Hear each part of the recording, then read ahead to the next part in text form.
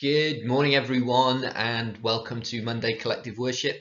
Hope you had a nice, restful weekend and are ready for another week of learning, whether that be here in school or at home. So, as you know, we are thinking about perseverance this half term, and it's been a really good topic for this half term because there has been so much perseverance going on, lots of resilience as well from all of you, first and foremost, all of you, the children, but also lots of perseverance going on from parents and carers, grandparents, and staff in school as well, I think. So today, though, the topic is a little bit different because tomorrow is a very important day for us in our school calendar, something that we celebrate and think about each and every year, and that is Safer Internet Day. So Safer Internet Day 2021 is tomorrow, the Tuesday, the 9th of February. And whether in school or at home, you'll hear a bit more about Safer Internet Day, I'm sure, from your teachers, and be doing some learning about how we can keep ourselves safe when online, which is so important. And this year, I think Safer Internet Day is more important than ever because of the way in which we're all working and learning. We're spending more time on computers and tablets and devices, aren't we, online than ever before, probably. So keeping ourselves safe is so important. So what is Safer Internet Day? Well, as I said, it is a chance for us to learn about how to do just that and keep ourselves safe when we are on the internet, when we're online. It's also a chance, though, to celebrate all the wonderful things about the internet, because when we talk about internet safety, it can make it sound like a very scary and dangerous place. And yeah, in some ways, it can be just that. However, it wouldn't exist and wouldn't be so popular, would it, the internet, if it wasn't so useful and helpful and also enjoyable for entertainment things as well. So what do you like to do on the internet? So I thought we'd do a little game here, and even though I can't see you, you can put your thumbs up to think about it for yourself, and if you're with anybody else in the room, you can show them your thumbs to show them the things you like. So thumbs up if you like playing games online, and put your thumbs up if you enjoy playing maybe a game with one of your friends or relatives online, either on a computer or on a games console. Put your thumbs up if you enjoy doing that online. Okay, lots of thumbs, I'm sure. Thumbs up if you like chatting to your friends. So maybe on messaging services or online, hopefully with adult supervision, with parents being able to check what you're talking about and those sorts of things. But thumbs up if you like chatting online with your friends. Thumbs up if you like video calling friends and family. I think lots of us have been doing a lot of this in the last year or so, especially, haven't we? Speaking to people on Skype or on FaceTime or any of those things that enable us to keep in touch with each other. And then, of course, I hope lots of you are enjoying, or nearly all of you, I hope, are enjoying joining your classes on Teams with us as well. That's video conferencing, isn't it? Video calling, really, really helpful for us at the moment and really important. Thumbs up if you like learning new things. The internet is a vast space full of information, isn't it? So it's really useful if we need to find something out, if we need to research something or look something up. The internet can be so helpful. Sometimes, however, it's not quite so helpful as it might seem if we're not very careful, and that is a big part of what we're going to think about today. But let's do a couple more. First of all, thumbs up if you like listening to music online. Definitely a thumbs up from me. Probably one of the things I most enjoy doing online, and asking Alexa to play some of my favourite songs is one of my favourite pastimes. Thumbs up if you like watching videos. So Netflix or Amazon Prime or Disney Plus, BBC iPlayer, there's all those different services and lots of content out there for us to watch. Also, I know lots of you have been enjoying watching your teachers' lessons online recently, which is something new, isn't it, for this year particularly. Your teachers have become YouTube stars overnight, haven't they? And I know how much you've enjoyed watching those lessons. Okay, thumbs up if you like.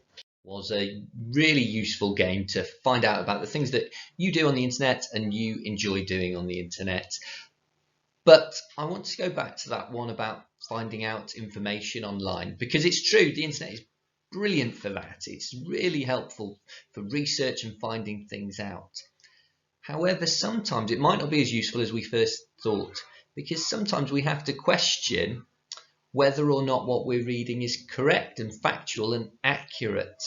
And that is all about trust, and that's what we're thinking about today.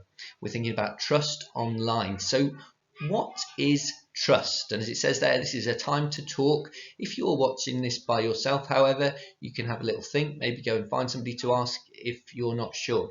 What is trust? Pause the video and have a quick discussion or have a little think about that question. So pause it now.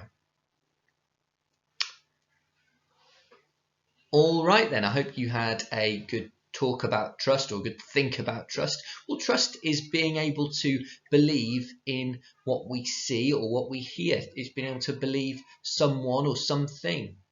And when we're online, we have to be a bit careful, because probably lots of you have heard the phrase fake news. Probably you've heard about reliability and those sorts of things. Well, that's what we're thinking about today. How do we know what we can trust when we find things online?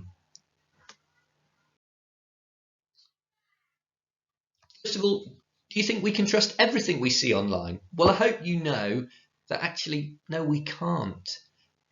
But what particularly do we have to be careful of? Again, you might want to pause the video here and have a little discussion or a little think about that.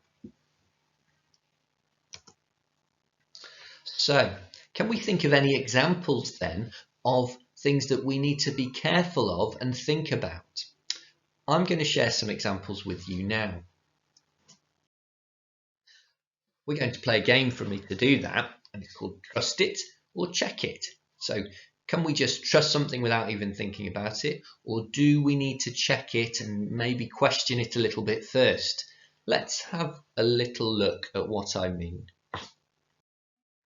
So, first of all, if it's popped up, and you can see in the corner there it says ad, which obviously is short for advert, isn't it? So it's advertising something.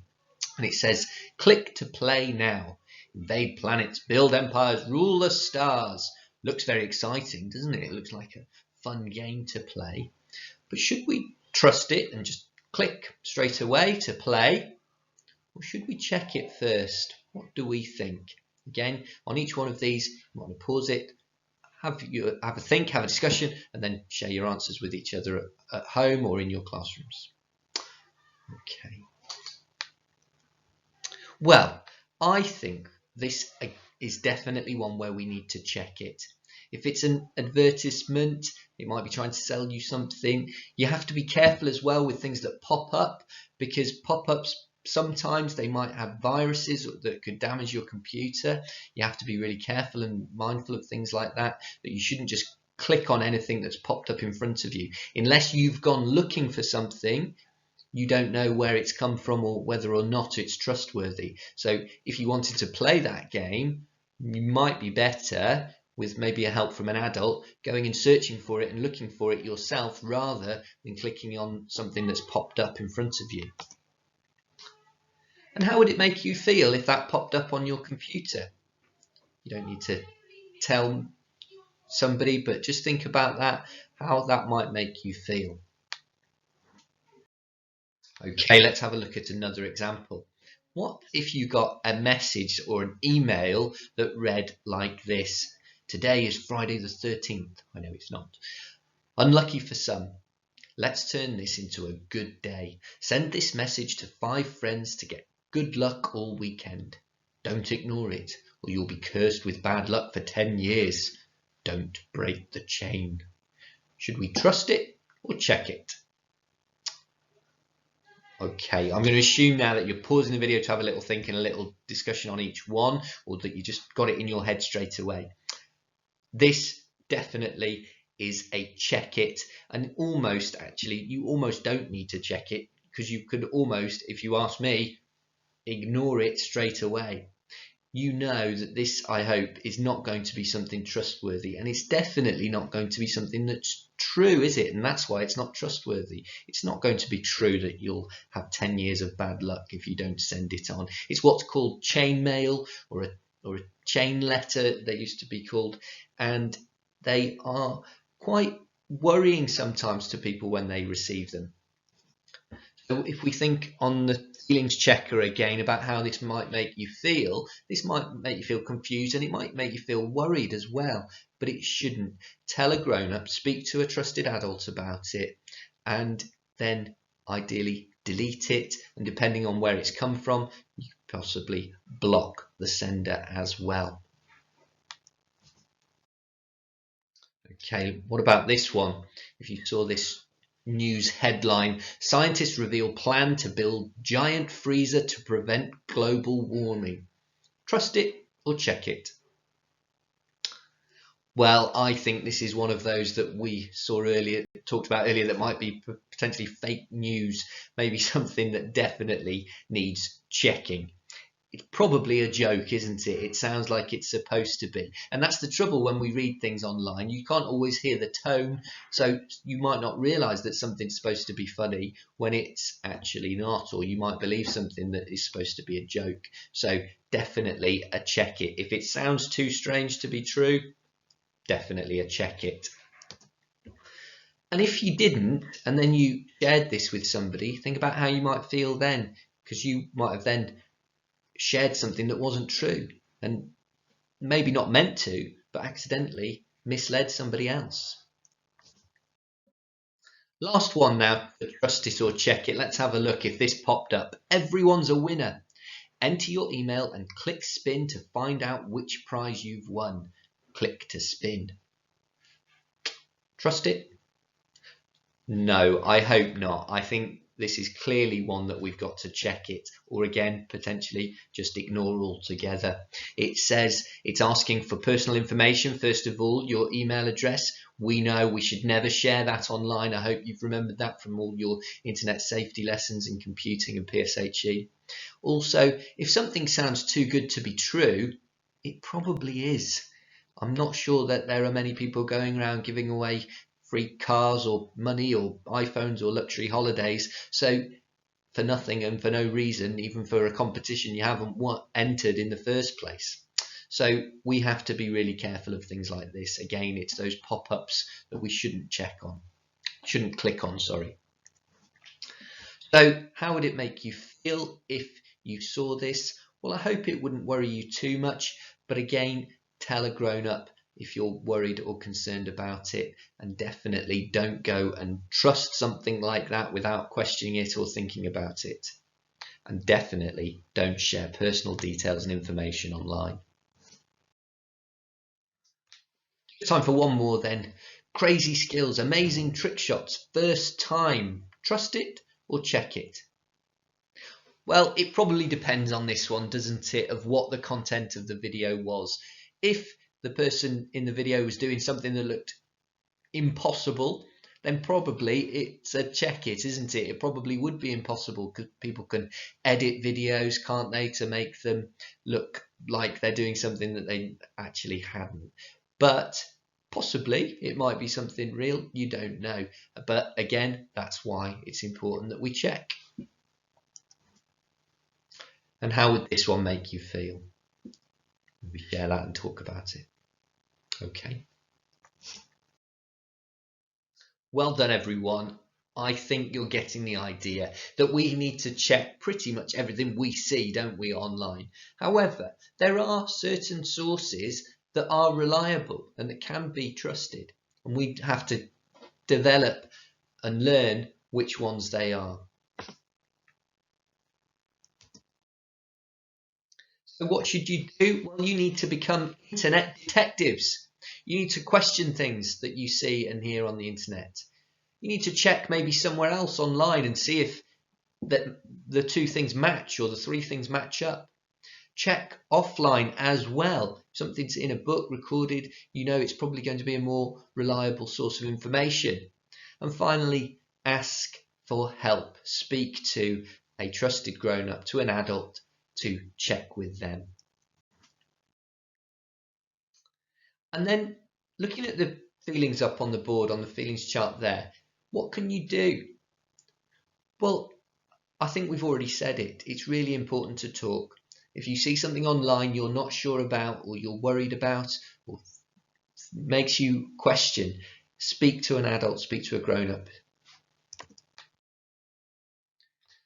And you know who those adults are for you, don't you? Any adult you know and trust. So mum, dad, teaching assistants, teachers in school, grandparents, aunties, uncles. You know the adults in your life that you can trust and talk to at any time. So enjoy Safer Internet Day tomorrow. I hope you remember to check what you see online before you go ahead and listen to it. And to finish, we're just going to say a short prayer. And if you want to make it your own and agree, you can say Amen as always. But we all take this moment to be silent, to be still, to reflect. Dear God, help us to keep safe in both the virtual and real worlds. Let us remember that trust is earned, and we must take care to look after ourselves and each other. Amen.